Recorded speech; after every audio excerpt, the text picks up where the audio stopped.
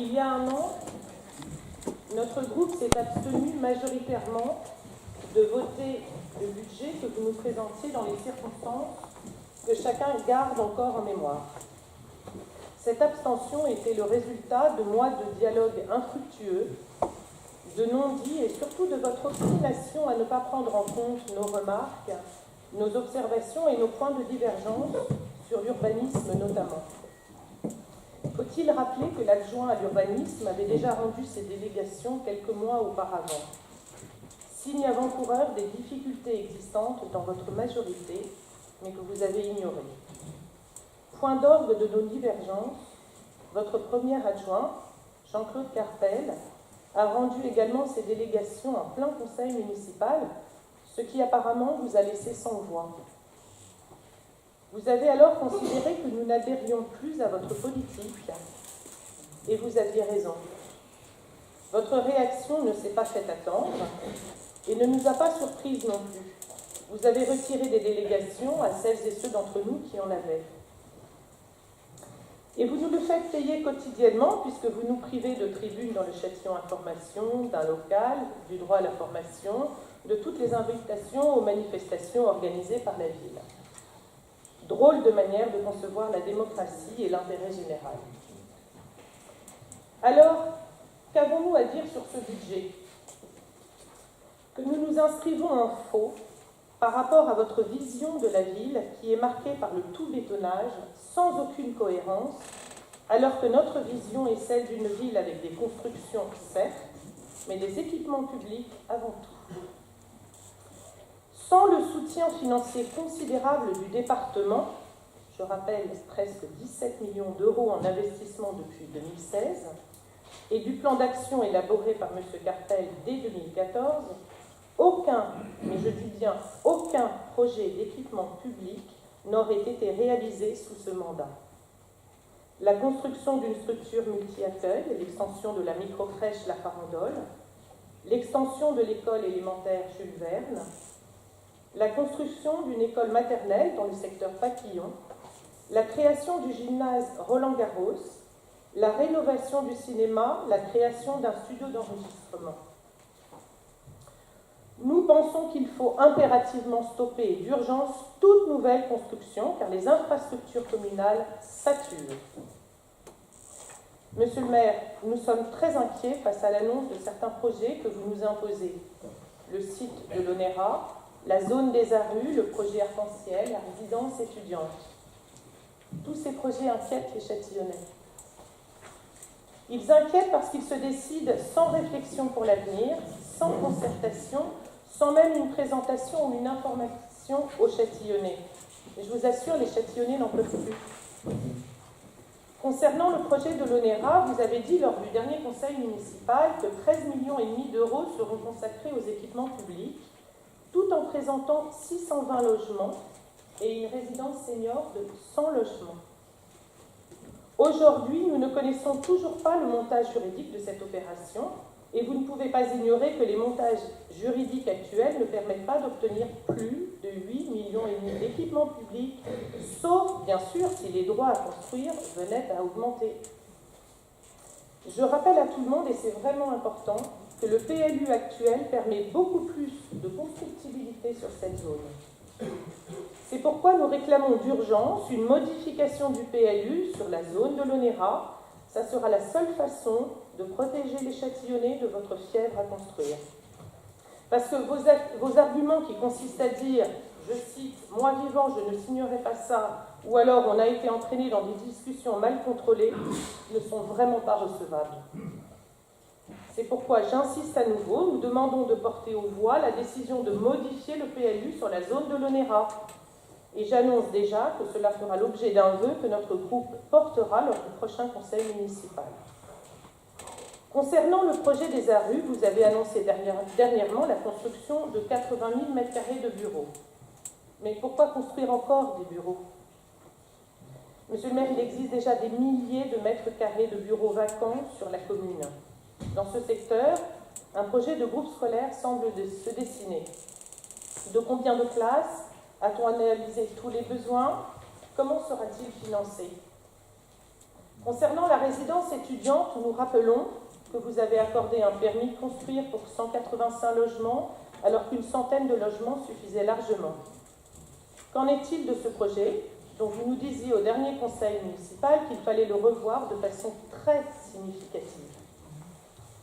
Enfin, concernant le projet de l'école Arc-en-Ciel, projet que vous montez toujours et encore avec le même promoteur, Sophie Nîmes, nous n'avons aucune information, si ce n'est les rumeurs qui circulent dans la ville, qui ne sont pas rassurantes. Nous entendons parler d'un immeuble qui serait construit à la place de l'école, avec l'école en pied d'immeuble, une opération immobilière certainement profitable. Mais est-ce que les intérêts de la ville seront préservés? Nous entendons dire que l'école ne sera pas beaucoup plus grande que celle existante. Or, avec les constructions dans ce quartier, il serait bon de prévoir une école en conséquence. Qui va financer cette école? Sera-t-elle livrée clé en main ou brute de béton? Et à quelle échéance? Alors ce soir, monsieur le maire, c'est libre, fidèle à nos valeurs et loyal à l'égard des Châtillonnais, que nous actons publiquement, que nous rejetons en bloc votre politique de bétonnage systématique de notre ville. Je laisse la parole à Jean-Claude Carpel. Je vais essayer d'intervenir sur le budget. Donc, effectivement, Anne-Christine a un peu approuvé ton analyse, mais je voudrais mettre 2 points. Il y a un point que tu as cité qui me tient à cœur, c'est le comportement vis-à-vis de notre groupe qui entraîne des tensions très importantes, notamment au sein du personnel qui subit lui-même ces pressions qui sont inacceptables. Et ça, je tiens à le signaler, ce n'est pas admissible de la part de personnes de votre envergure, monsieur le maire, quand même. Le deuxième point, c'est pourquoi hypothéquer l'avenir? Pourquoi accélérer les projets qui sont déterminants pour l'avenir de Châtillon? Projets long terme que vous voulez verrouiller dès cette fin de mandat, alors que, monsieur le maire, vous n'aurez pas à les assumer, puisque ce sont des projets très long terme. Sur ces projets majeurs, comme l'a dit Anne-Christine, il n'y a aucune communication, aucune information, pas d'échange avec les Châtillonnais. Là aussi, nous sommes sur une gouvernance d'un autre temps. Revenons au budget. Le plan de sauvetage des finances élaboré en 2015 avait comme objectif d'éviter 25% de frais financiers qui arrivaient sur les frais toxiques, avec comme conséquence une augmentation de 2,5 millions de frais financiers. Le plan a permis, donc on a évité en faisant ce plan cette chose-là qui avait des conséquences dramatiques pour la ville. Et le plan a permis notamment d'assainir sur la durée du mandat, puisqu'il faut garder en perspective, pas exactement la situation aujourd'hui, mais sur la durée du mandat, d'assainir la dette pour retrouver à la fin de ce mandat une possibilité potentielle d'emprunt, de permettre de poursuivre à minima le plan d'investissement et de régler une fois pour toutes le regroupement des services, puisqu'il faisait partie du plan, dans un lieu adapté. Mais ce plan s'est fait au détriment des réserves foncières de notre commune, qui sont aujourd'hui proches de zéro, et donc à hypothéquer un peu l'avenir. En effet, une ville de bientôt 40 000 habitants, qui est toujours en progression vu le nombre de constructions, a et aura des besoins d'équipement, et sans réserve foncière, l'équation sera un peu difficile. Nous remboursons aujourd'hui 5,4 millions de capital, je crois que ça va perdurer encore quelques années, et les investissements récurrents incompressibles, je vous avais cité les autres années avant, sont de l'ordre de 4 millions à 4 millions d'euros. C'est encore le cas de cette année, je crois qu'il y a 4 millions d'euros d'investissements récurrents. Soit sans nouveaux équipements, sans le financement de nouveaux équipements, il y a 10 millions d'euros annuels à prévoir chaque année, alors que l'autofinancement est de 2,5 millions. Donc, une fois que les réserves financières faites lors de la renégociation des prêts toxiques, lorsqu'elles seront épuisées, et je crois que c'est aux alentours de 2020, alors, dans un futur proche, compte tenu des énormes besoins en équipement, il faudra à nouveau emprunter et l'endettement repartira à la hausse, donc la vigilance est de mise. Donc, un petit mot sur les investissements. Donc, le gymnase, je ne sais pas si on doit l'appeler Vastel ou Roland-Garros, d'ailleurs. Je ne me rappelle plus. La salle Vastel, le complexe entier. Alors, le complexe entier, c'est chouette, complexe entier, c'est bien. Donc, moi, je vais parler simplement du gymnase Vastel, puisqu'il s'agit de l'investissement qu'on a fait. Donc c'est le seul investissement sportif nouveau depuis plusieurs années. Il correspond à un engagement qui a été pris envers les pongistes, on en a parlé il n'y a pas très longtemps, dans ce conseil.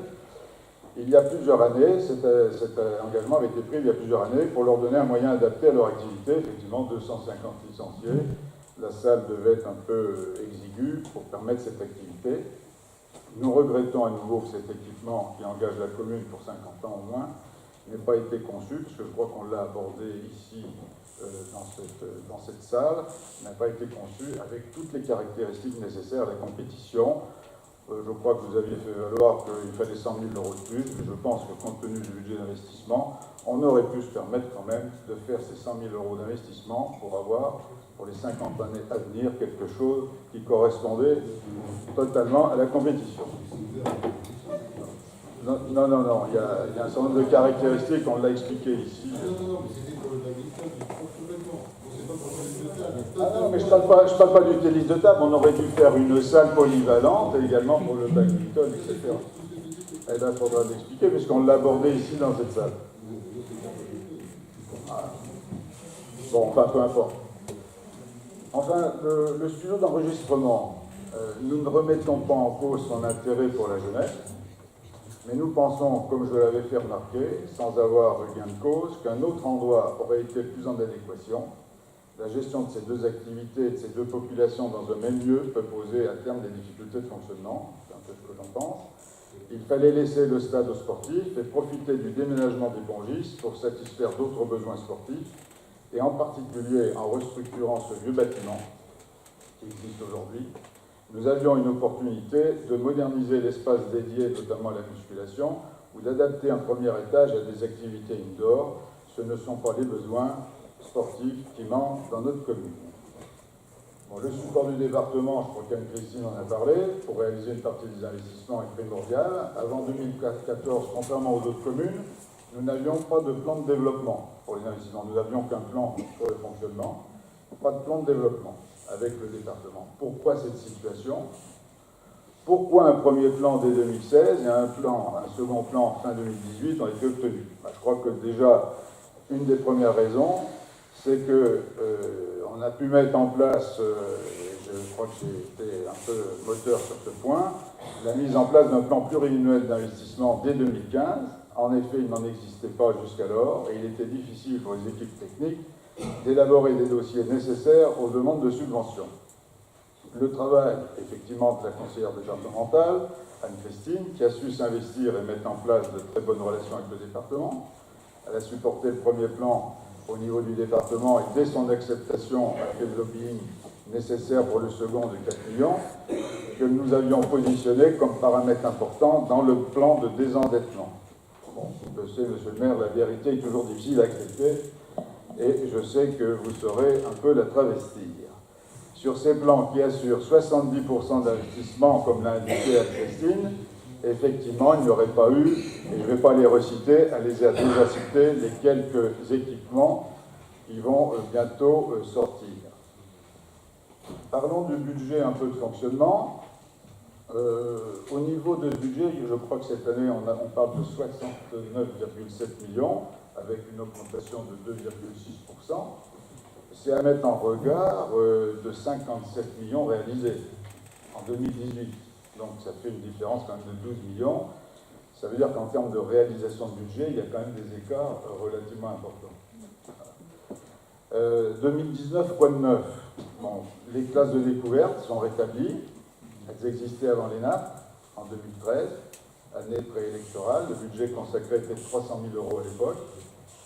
Les NAP et leurs dépenses ayant disparu, elles ont été remises en place à hauteur de 220 000 euros.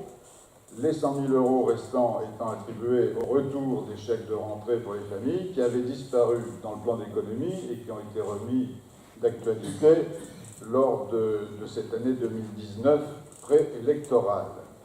L'assainissement de la caisse des écoles a permis qu'elle remplisse mieux sa fonction, notamment l'aide aux familles pour partir en classe de découverte notamment. Pas beaucoup d'innovation, ce n'est qu'une restitution, une redistribution du budget.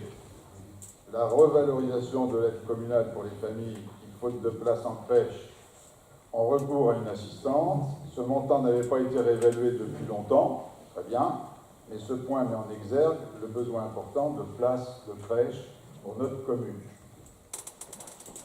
Enfin, le budget du personnel, 52% du budget de fonctionnement. Dans ce budget existe une réserve importante permettant aussi d'assurer l'autofinancement. Je fais abstraction des 400 000 € nécessaires aux indices. Je crois que le CNAS avait été déjà en partie financé dans le budget 2018, je crois. Et puis la médecine du travail aussi, je crois qu'il y avait une partie qui était financée, peut-être pas la totalité de l'année. Et donc, il y a 1,5 million supplémentaire par rapport au réel. Et donc, le budget 100,5 millions serait de l'ordre de 50%, ce qui est, par rapport au ratio de 60%, quand même relativement faible.